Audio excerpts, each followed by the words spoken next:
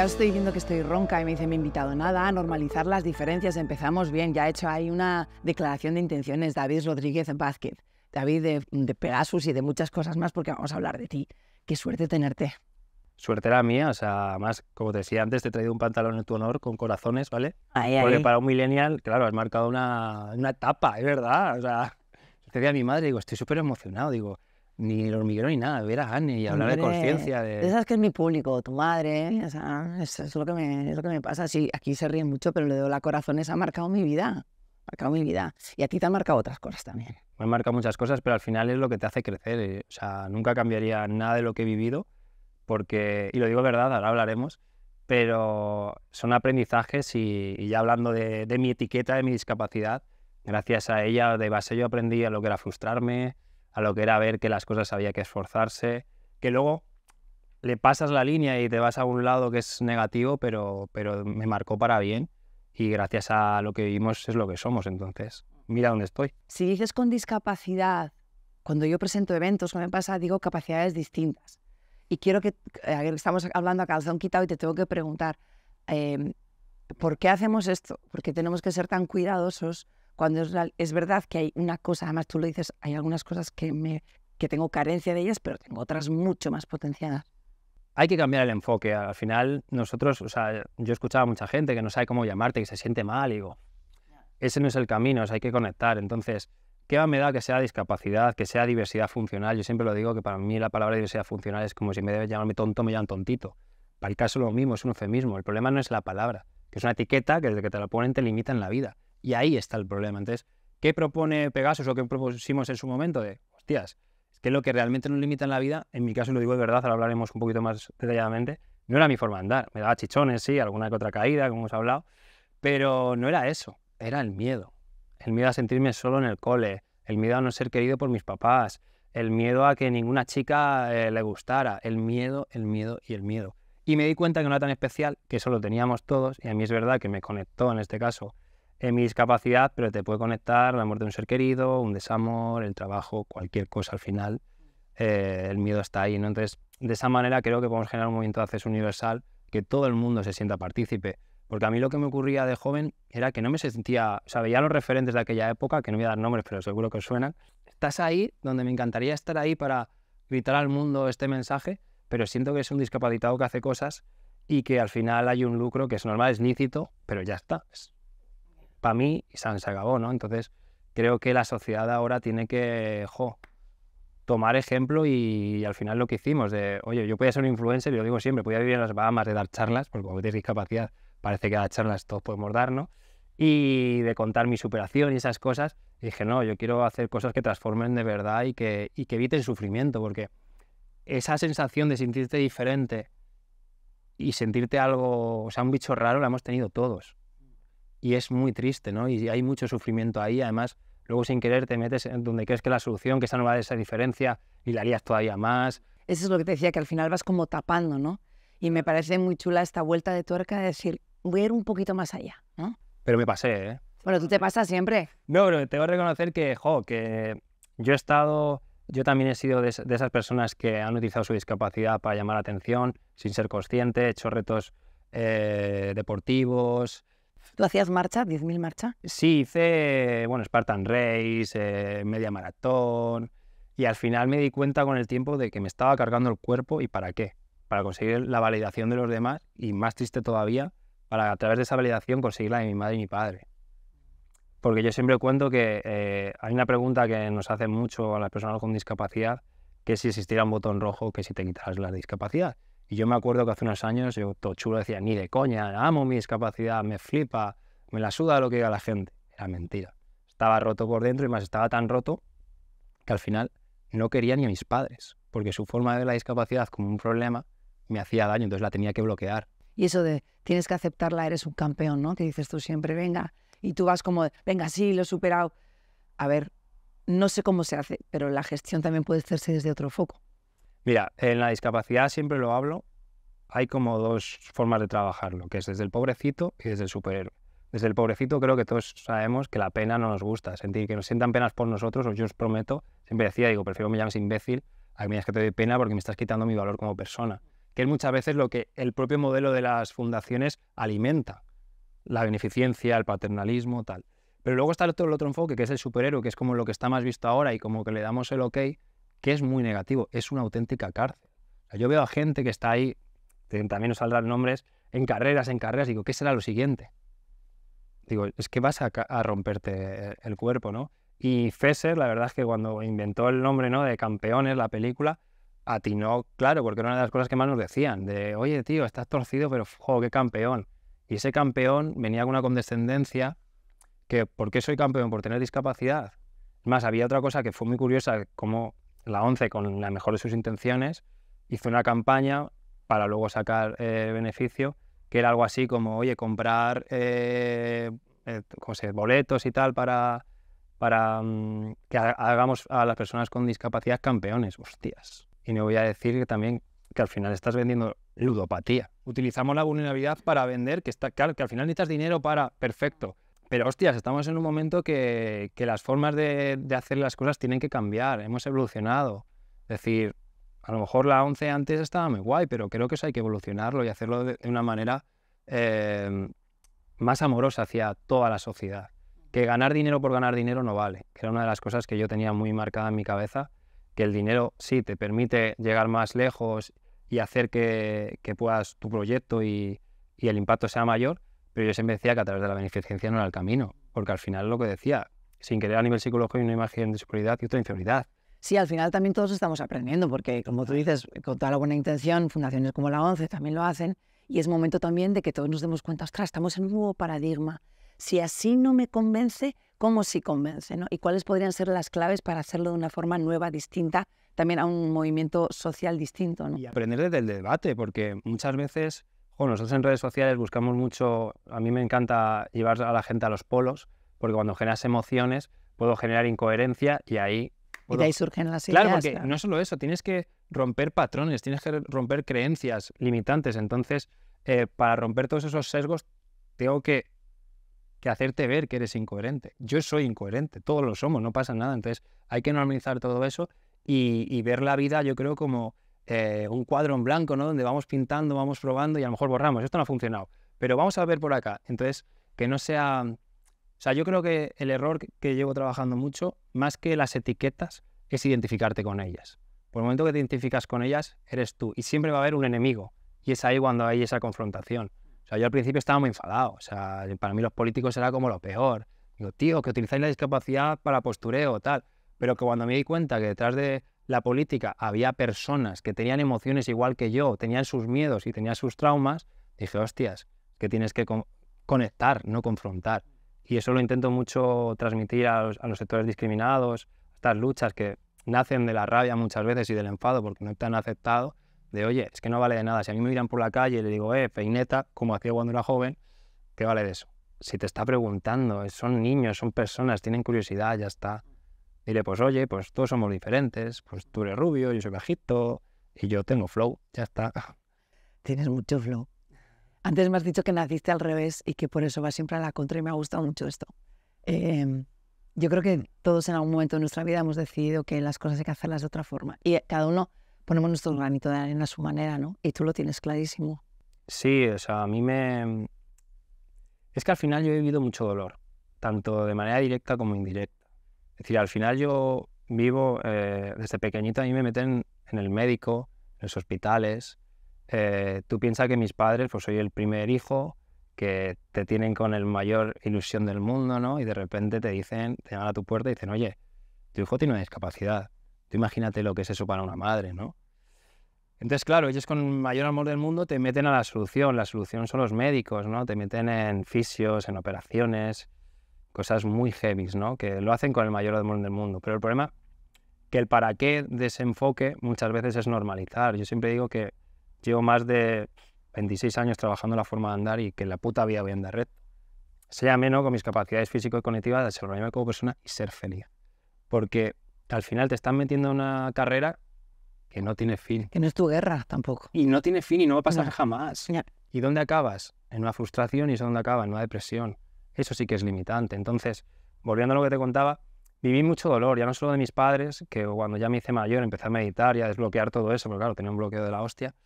recuerdo una meditación que tuve que fue bastante dolorosa y liberadora, que recuerdo estar en una zona de espera del médico, ¿no? Donde iban llamando a los chavales, ahí había discapacidades de todo tipo, y recuerdo a un papá con la cara totalmente blanca, ¿sabes? O sea, que estaba fuera de sí, ¿no? Del sufrimiento que vivía, y ahí te das cuenta que el foco no es el niño, el foco es todo eso que están viviendo los padres. La proyección también. Claro, por eso siempre digo que la verdad discapacidad, entendida como miedos, la vive el papá. ¿Qué pasará con mi hijo cuando yo no esté? Miedo a la muerte, hostias. Que te miren por la calle, miedo al rechazo, ¿no?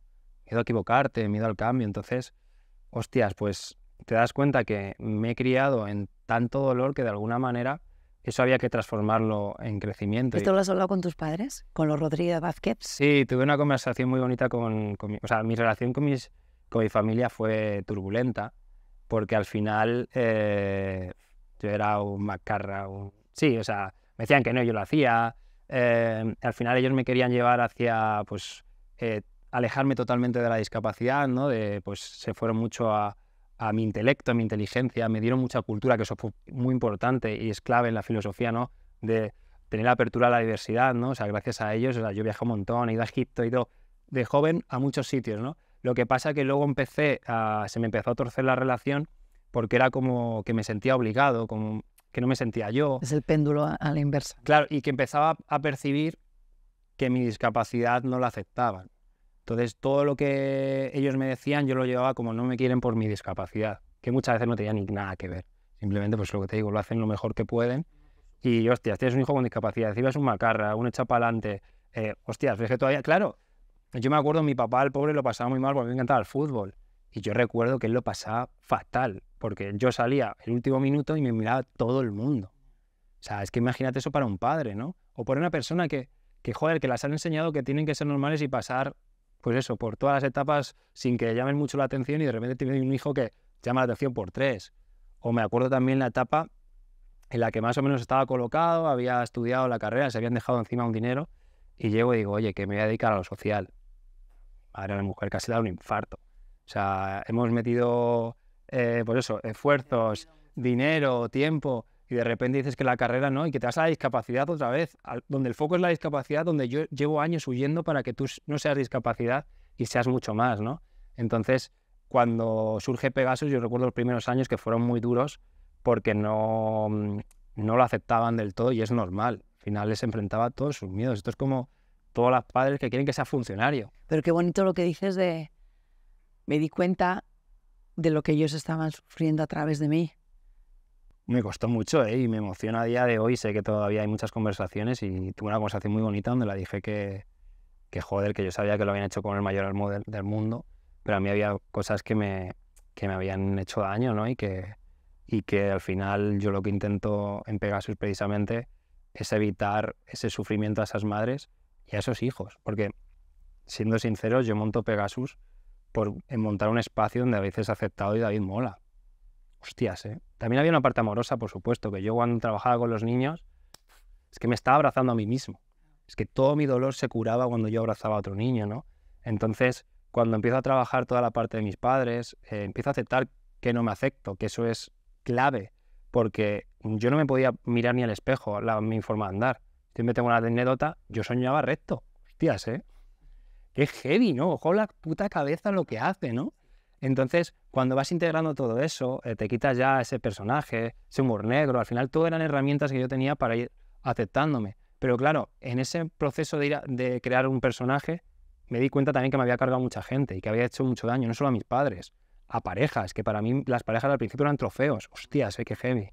Pues claro, como me habían enseñado, yo había vivido rechazo por las chicas porque tenía discapacidad, mis primeras novias eran trofeos de, oye, mira, tal. Hostias. Pero qué, ostras, qué honestidad por tu parte de decir, me di cuenta de esto, me lo reconocí a mí misma, a mí mismo en este caso, y tiro para adelante, como tú has dicho, habiendo metido la gamba cuando la he metido, pero tiro para adelante, ¿no? Que esa es una cosa clave en mi personalidad, que a veces lo veo en otras y es muy triste porque no sé cómo ayudarles. Nunca he tenido culpa, en el sentido de he validado lo que he vivido, yo lo cuento, he hecho bullying, he deseado la muerte a mis padres, cosas heavy, ¿no? Que al final son humanas y creo que hay que normalizar, ¿no? Y creo que uno de los trabajos que tenemos que hacer y que yo personalmente hago mucho es normalizar esa parte oscura que todos tenemos y que es normal. Tengo envidia, me enfado, me cago en muchas cosas y no pasa Pero si nada. hay sombras, porque hay luz.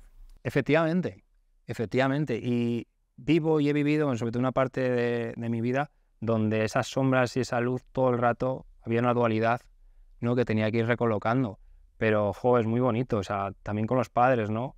También quiero matizar una cosa, y ahora que llevamos poco, que no parezca que dulcifico la discapacidad, ojo, ¿eh? O sea, trabajamos con discapacidades muy jodidas, muy limitantes, pero siempre digo que a esa gente no hay que limitarla como sociedad, como hacemos. Hay que darle vivencias, hay que darles amor, ¿vale? Y a todas esas familias que me estén escuchando, que se validen todo. O sea, no pasa nada que lleves a tu hijo a terapia, que las hayas operado, lo haces lo mejor que sabes.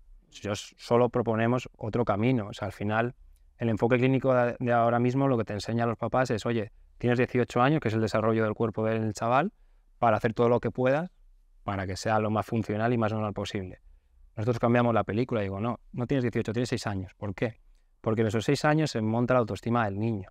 Y ahí es donde más tienes que trabajar para intentarte quitar todas tus mierdas que has vivido para que le lleguen lo menos posible a tu hijo y entienda que debe ser diferente su normalidad. Porque si tienes un niño, que también lo cuento mucho, normalmente me encontraba las familias con menos aceptación en perfiles con discapacidades muy leves como la mía.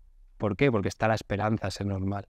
Entonces, tenemos que tener mucho cuidado con esa esperanza. Expectativas. Sí. Y ahí también he vivido cosas que también quiero aquí reivindicar un poco, que es triste, cómo el capitalismo muchas veces aprovecha de las necesidades de las familias. A mí me han llegado a ofrecer, pues eso, terapias mágicas de 20.000 pavos, de llevarte a Cuba, hacerte millones de cosas, y les decía, no, es que no tengo dinero. Y dice, es que a lo mejor no quieres mejorar, hostias. O prometer cosas a chavales, no vas a andar. ¿Cómo va a andar? Joder, tiene una parálisis cerebral que no va a andar en la puta vida y no pasa nada. O por lo menos con los medios que tenemos ahora, que al final la ciencia da muchas vueltas. Y ahí veías cosas, o sea, yo al final me sentía un número que valía dinero. Yeah. Y ahí empiezas a ver también la hipocresía de la sociedad, porque recuerdo, había un sistema que se llamaba Ulcibat, que era una movida, un bisturí mágico, lo tenían patentado y valía las operaciones casi 6.000 pavos. Y recuerdo, claro, sentirme como un número, pero luego recuerdo que tenían como diferentes mamás que eran las vendedoras, ¿no? Como modelo Thermomix, ¿vale? O sea, tú te compras tu Thermomix y luego vendes la Thermomix, pues esto es igual. Y claro, empezabas a ver cómo esas mamás se lucraban de ello. Incluso había movidas donde veías que tenían que apartar eso porque había ahí unos intereses económicos de la hostia. O fundaciones o asociaciones que al final el 80% de los ingresos iba al salario de los presidentes. O sea, cosas que yo empezaba a ver, digo, ¿y esto es igualdad? Proyectos que dan un impacto de la hostia no se hacen porque no dan beneficio. Por eso te digo que hasta ahora se han hecho de una forma, pero está empezando a hacerse de otra forma. Total, y porque esto lo creo y lo creeré siempre, y el día que no lo crea me moriré. Pero siempre digo, si yo te caigo bien, yo no soy tu maestro. Tu maestro es el que te escarba, te genera ahí frustración y dices, me cago en la... ¡Ah!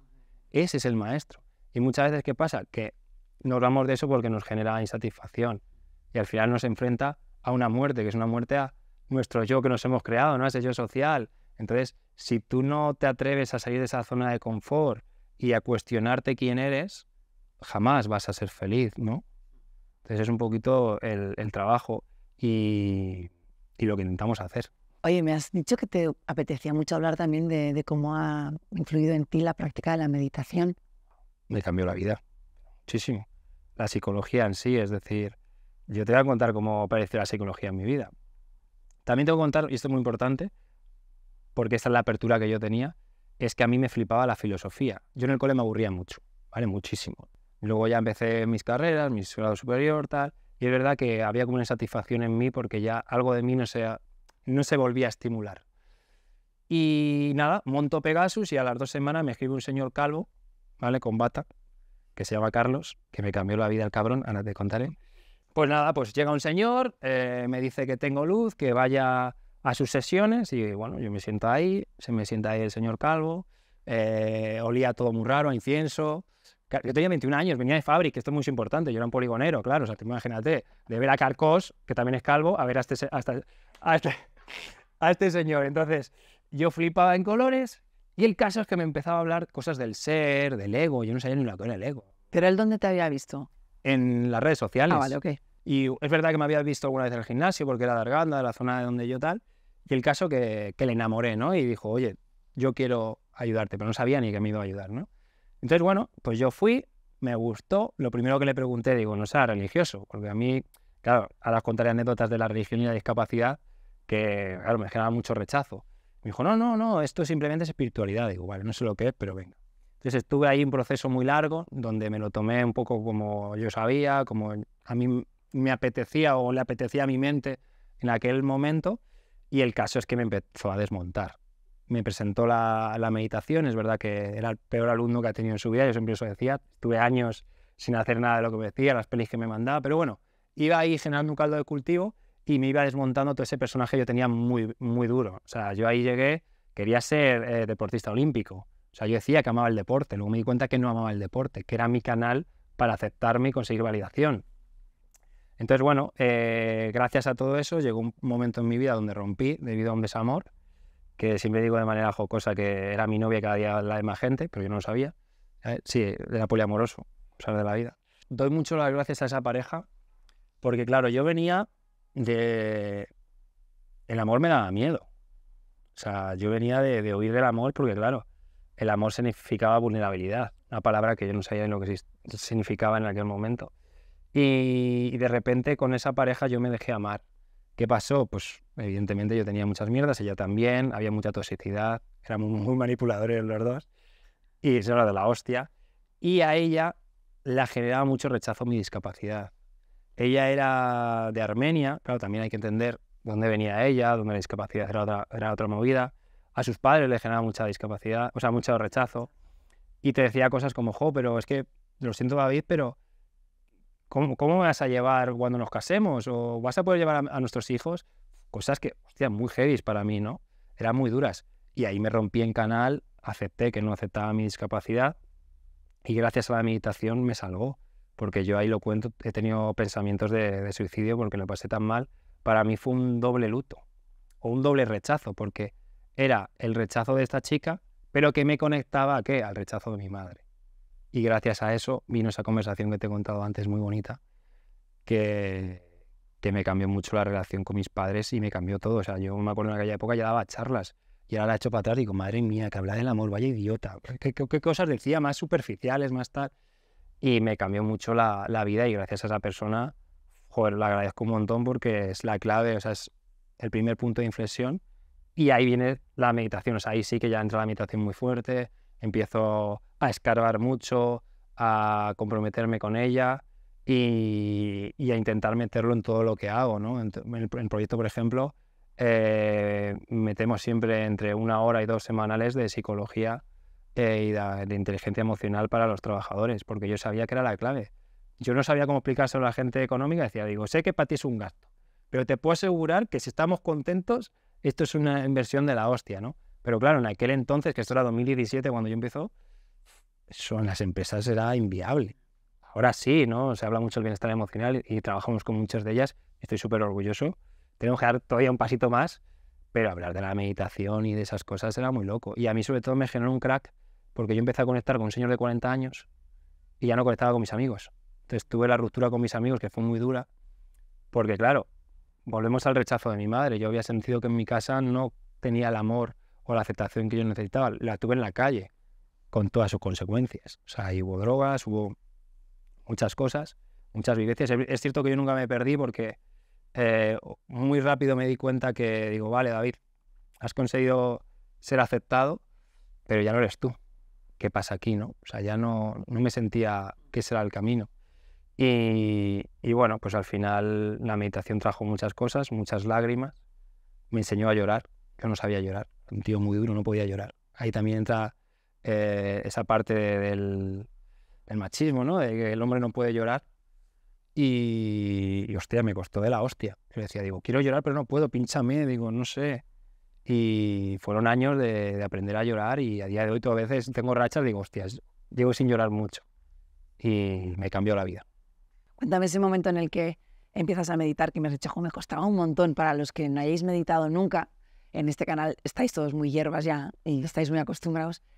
¿Cómo es ese proceso? Me gustaría también que nos lo contaras. Pues es muy interesante y es guay que me lo preguntes porque es algo que me gustaría también enseñar, porque cuando tú meditas pasan varias cosas. La primera que yo vi de manera innata es rechazo.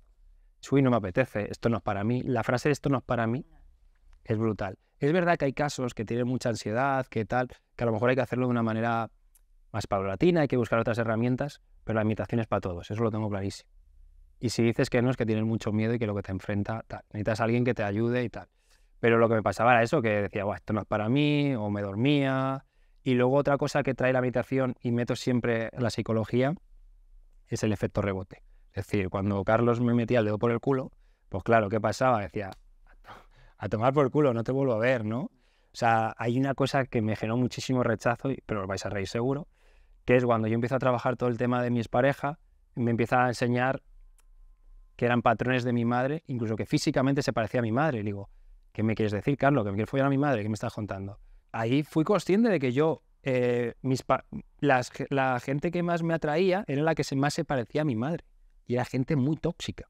Porque mi madre, con todo el amor del mundo, era una mujer muy inteligente, bueno, es una persona muy inteligente, entonces, sin querer manipulaba. Entonces, claro, a mí me atraía mucho esos perfiles, ¿no? Inconscientemente es nuestro referente, ¿eh? Total. Y acudimos donde nos sentimos protegidos. Claro. Pues bueno. Y además, ¿por qué que esto también lo escarbé mucho, ¿por qué nos gusta lo difícil? Nos gusta lo difícil porque al final, cuando hay un rechazo, hay como un rebote de te voy a demostrar que valgo. ¿Por qué nos gusta lo fácil?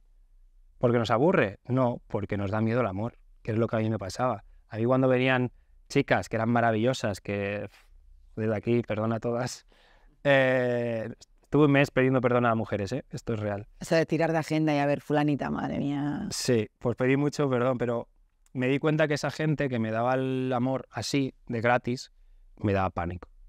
Porque me enfrentaba otra vez a la vulnerabilidad, me enfrentaba a la pérdida, a la soledad. Y la creencia de que tienes que devolver lo mismo. Total.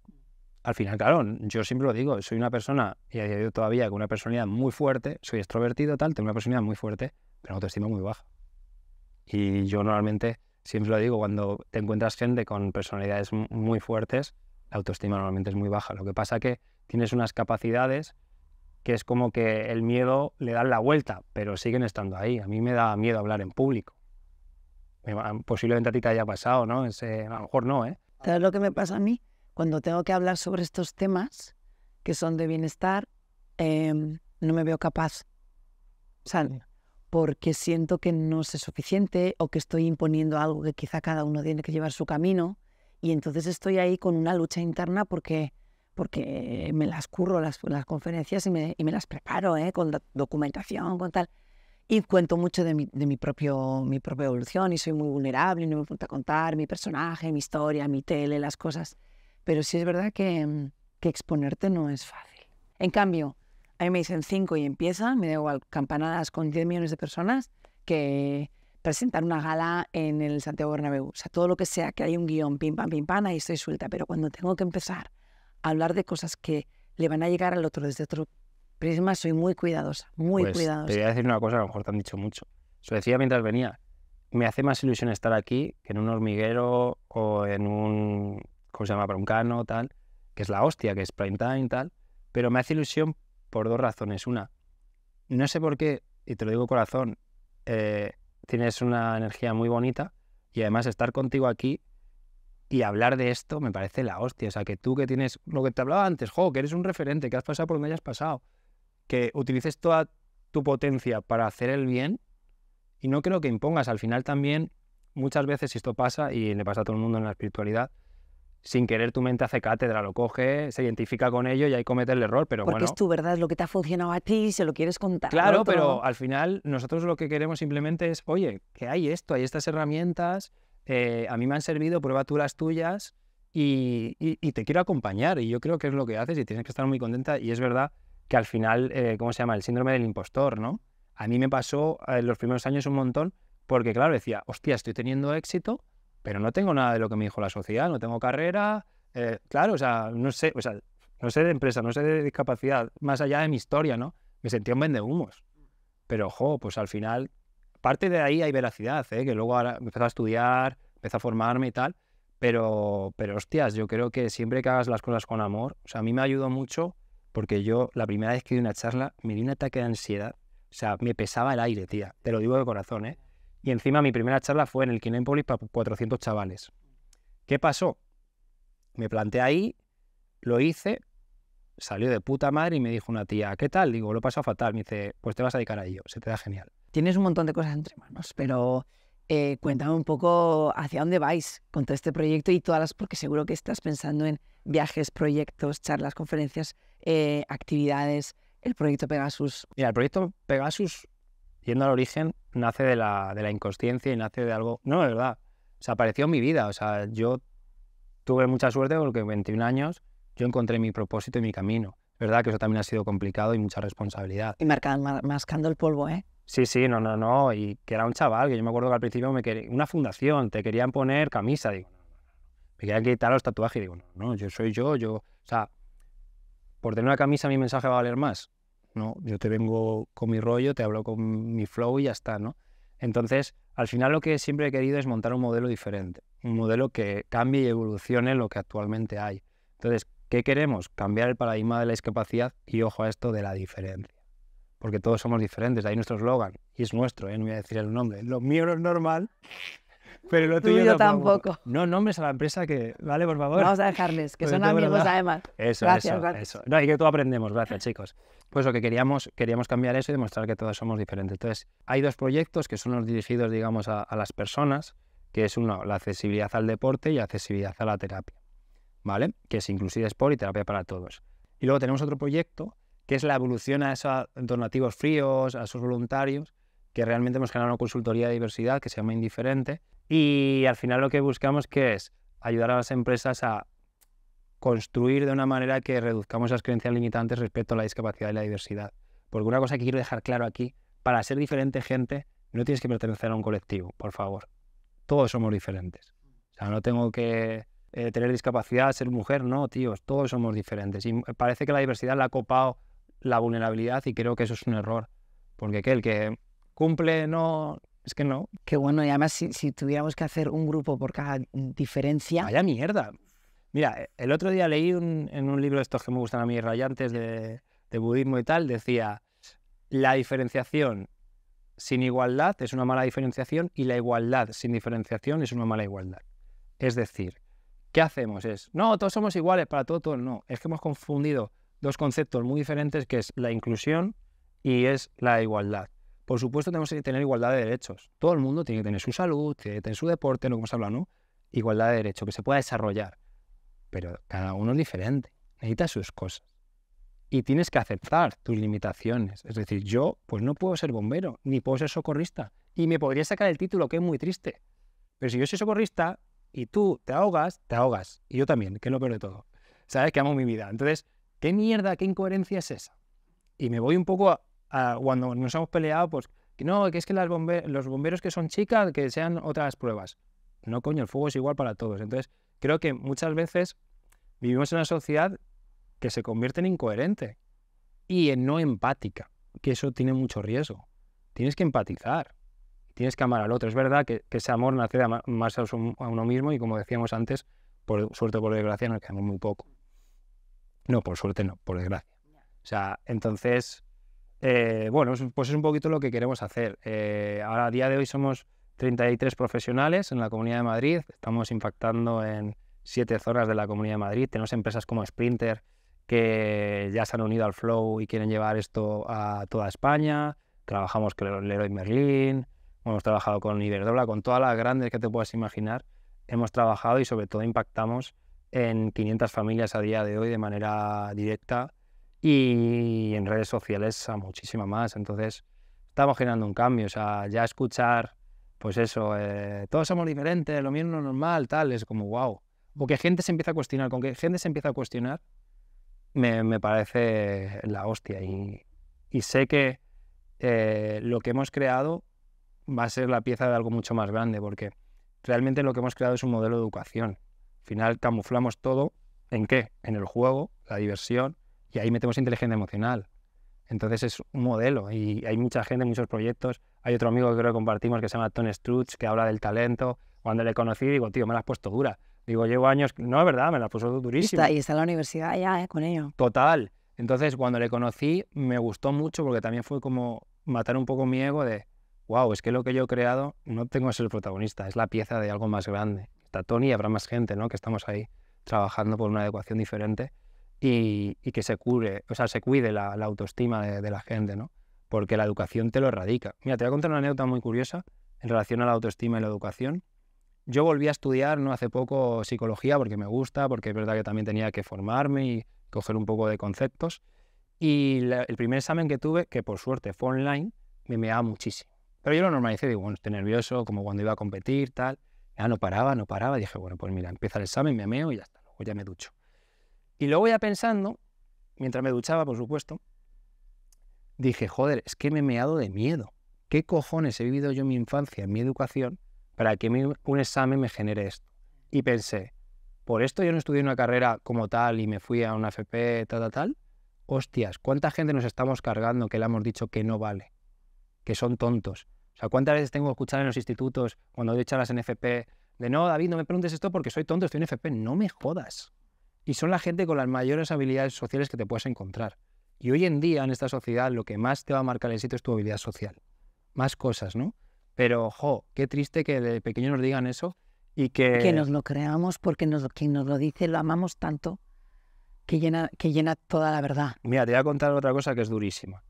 En otra charla hay una parte que hablo del amor, ¿no? Y preguntaba, oye chicos, ¿os queréis? Y normalmente levanté mucho la mano y que no. Y llega un tío, 15 añitos tendría el chaval, y me dice, no me quiero. Me pregunta y digo, ¿por qué no te quieres? Que porque soy malo. Me quedo así pensando y digo, ¿quién te ha dicho eso? Mi mamá y el cole. Es que ese chaval va a interpretar ese papel.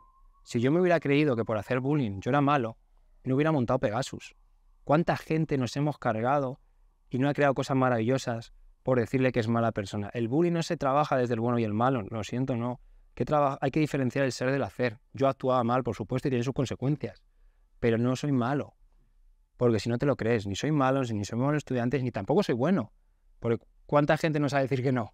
¿Y qué necesidad hay de ser bueno o malo y de ubicarme en un lado? Claro, no puedo ser todo, de hecho lo soy. Eso es la dualidad. Entonces, cada situación que haya, llámalo problema o llámalo reto, que me gusta más, así un poco de coaching barato, hostias, es una oportunidad, ¿no? Y cuando tienes una discusión con tu madre, con tu amigo, con tu compañero de trabajo, en vez de decirle, vaya idiota, vamos a sentarnos a ver qué nos ha enfrentado, qué sombras han salido y vamos a construir. Porque te aseguro que si haces eso, esa relación pasa a otro nivel. Creces tú a nivel consciente y crece el otro. Y por tanto crecemos todos. Y muchas veces como que el crecimiento no nos gusta. Antes de terminar, como tengo un canal en el que tengo sobre todo gente bastante madura, ojalá gracias a gente tan inspiradora como tú también tengamos gente centennial que están contigo, Perú, por ahí. Pero sí quiero también que mandes un mensaje a muchos padres y madres que viven con tristeza y con frustración porque habían proyectado en ese bebé algo que quizá no va a ser, pero va a ser otras grandes cosas, ¿no? O no lo sabemos. Pero la gestión de ese instante en el que coges en brazos un bebé que quizá va a necesitar más atención que otros, también es duro. ¿Y cómo se puede llevar eso mejor? Bajo mi experiencia, sobre todo, lo primero, no son malos padres.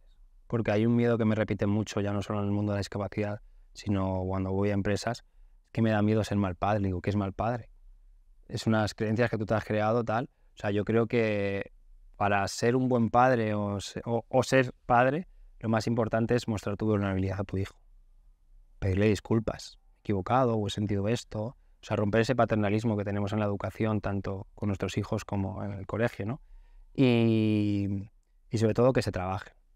O sea, creo que tienen que coger responsabilidad de, te ha tocado un melón de la hostia, muy duro, y por cojones tienes que ir al psicólogo, tienes que trabajarte, tienes que conocer a qué te está enfrentando, porque tu hijo no es tu problema. Sé que es duro y psicológicamente es muy complicado entenderlo, pero hay padres que te lo llegan a decir y te lo verbalizan cuando ya han hecho mucho trabajo, que David, es que me di cuenta que mi hijo no estaba. Digo, ya, qué triste es eso, ¿no? Entonces, que se den sus espacios y sobre todo que no se conviertan en salvadores y cuidadores y focalicen todo en su hijo. Tienen que darse una parcela muy grande a ellos, porque si no se la dan a ellos, al final a su hijo no le va a llegar energía, le va a llegar las obras.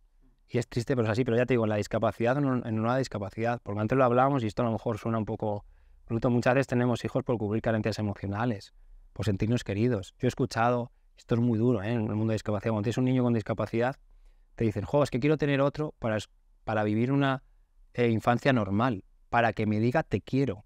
Hostias, qué duro es eso. Y lo tienes que entender, y lo tienes que validar, y lo valida todo el mundo, ¿eh? Pero que seamos conscientes, porque en este caso estás metiendo a otro niño una responsabilidad, porque no se habla de los hermanos. Yo tengo historias con mi hermano que ahí, mira, me faltan muchas conversaciones, pero recuerdo una cosa que muchas veces recordábamos entre risas, de encontrarme un día a mi hermano, tendría 6, 7 años. Oye, Jorge, ¿con quién juegas? Dice, con Jorge y yo. Hostia, tú, qué duro, ¿eh? Y es un niño que ha vivido totalmente en la sombra de su hermano, que ha vivido en el médico. Que tampoco bien te digo, no me responsabilizo porque yo era un chaval y me puedo responsabilizar de otras cosas, pero de eso no. Pero, ojo, que seamos conscientes de dónde metemos, sobre todo a ese segundo hijo, y sobre todo que tranquilos, que pidan ayuda, que... ¿Se puede? ¿Se puede? Sí, se puede. Se puede y hay situaciones muy jodidas, muy duras, pero que validen todos sus pensamientos, hasta los peores. Yo he escuchado a veces, en discapacidades muy severas, jo, David, es que me siento mala madre porque deseo que mi hijo se muera para que no sufra. Hay que validarlo, es muy duro, ¿eh? O sea, te juro que se me pone la piel de gallina. Escuchas eso y ¿qué la dices? Lo más que puedes hacer es acompañarla, ¿no? Y validarla. Sobre todo es validar, que se validen, que no se juzguen, que no se sientan malos padres y que se trabajen para que poco a poco puedan transformar todo ese dolor en aceptación y amor. Y eso es un camino para toda la vida. Yo sigo en él, ¿eh? Yo no me acepto, lo digo aquí. Todavía no acepto mi discapacidad porque al final me ha enfrentado mucho dolor, ¿sabes? O sea, tú piensas en todas esas situaciones que te han enfrentado a cosas chungas. Las llevas y las vas trabajando poco a poco, ¿no? La meditación es una herramienta, te ayuda genial, pero eso te va a marcar para siempre.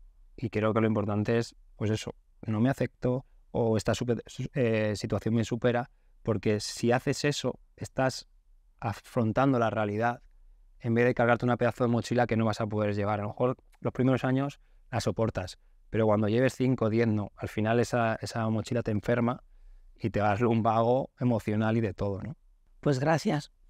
Me gusta tu forma de ver las sombras. Son bonitas, nos hacen crecer. Sí, y que son chinescas, ¿sabes? Porque se mueven y se van. Y tú puedes poner el foco en otro lado. Y pueden salir otras sombras, otros dibujos. Eso depende de nosotros. ¿Me das un abrazo? Sí. Pero ven tú que se acaba la charla, ¿sabes? Mi amor. Que no llego. Que es mejor con el micro.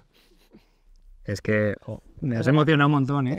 Gracias. Sí, ha sido muy bonito. Gracias. Pues nada, que se unan al flow, ¿no? A que habla bien. El mío es al flow, que lo mío no es normal, pero lo de este... Yo tampoco. Corazón, corazón. Ole. Si no lo dices, revienta.